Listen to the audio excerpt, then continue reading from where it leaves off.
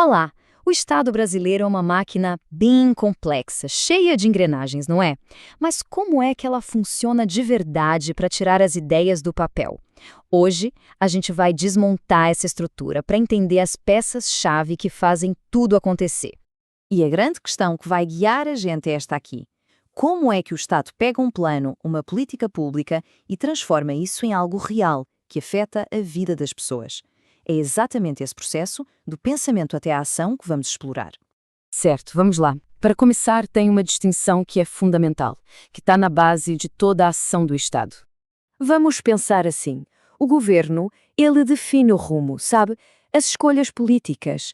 É onde se decide o que fazer. Já a administração, essa é a máquina, o conjunto de ferramentas para executar essas decisões. É o como fazer. Então, de um lado, a gente tem a vontade política, do outro, todo o aparato para tornar essa vontade realidade. Então, de que é feita essa máquina, essa tal de administração? Bom, ela se baseia em alguns componentes essenciais. São os seus blocos de construção.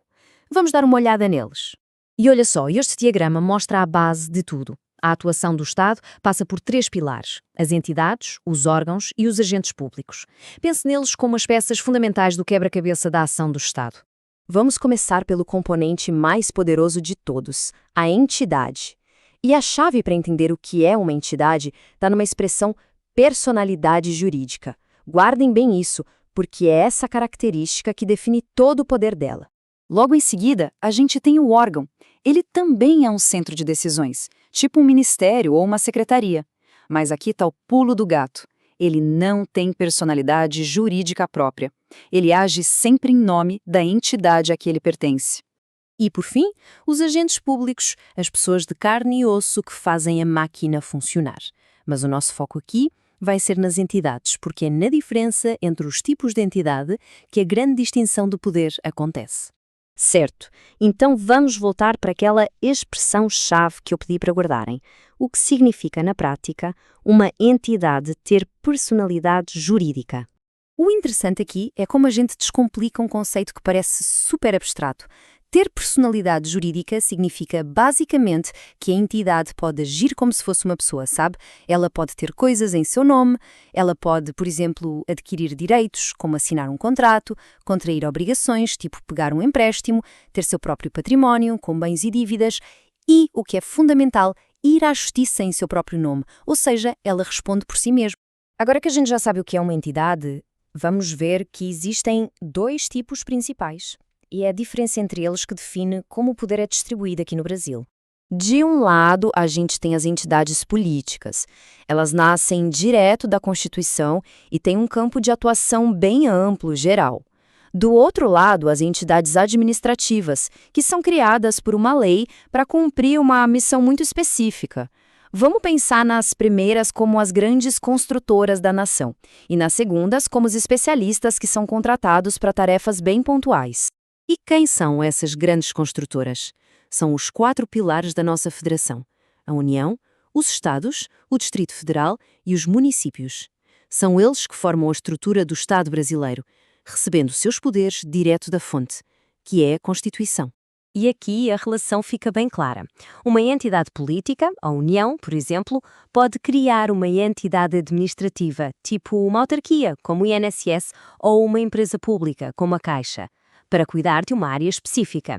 A criadora é a entidade política, a criatura é a administrativa. Simples assim. Agora a gente chega no ponto central de tudo isso, a diferença decisiva. O que realmente separa esses dois tipos de entidade está em uma única palavra. Uma palavra que carrega um poder imenso. Essa palavra é autonomia. Mas olha, não é qualquer autonomia. É a autonomia política, que se divide nessas 3 capacidades: a de se governar, a de se organizar e a de se administrar. E dessas 3, a auto-organização é, de longe, a mais poderosa de todas. Sabe o que ela significa? O poder de legislar, de criar leis do zero, que estabelecem novos direitos e obrigações para toda a sociedade. E aqui está a frase que resume tudo, o ponto-chave. Somente as entidades políticas, ou seja, União, Estados, DF e municípios, possuem essa autonomia política completa, que inclui o poder de criar leis. Tá. E as entidades administrativas? Bom, elas têm a capacidade de se administrar. Por exemplo, uma universidade federal pode gerir seu próprio orçamento, suas contratações. Mas ela só pode agir dentro dos limites da lei que a criou. Ela não pode, de jeito nenhum, inventar uma lei nova que valha para todo mundo. Esse poder ela não tem. Ok, vamos recapitular rapidinho os pontos principais. Primeiro, o Estado age através de entidades, órgãos e agentes. Segundo, as entidades têm personalidade jurídica, ou seja, agem por conta própria. E, finalmente, o grande diferencial. As entidades políticas criam leis, elas têm autonomia política. Já as entidades administrativas executam tarefas, mas não têm esse poder de legislar. E tudo isso nos deixa com uma reflexão final.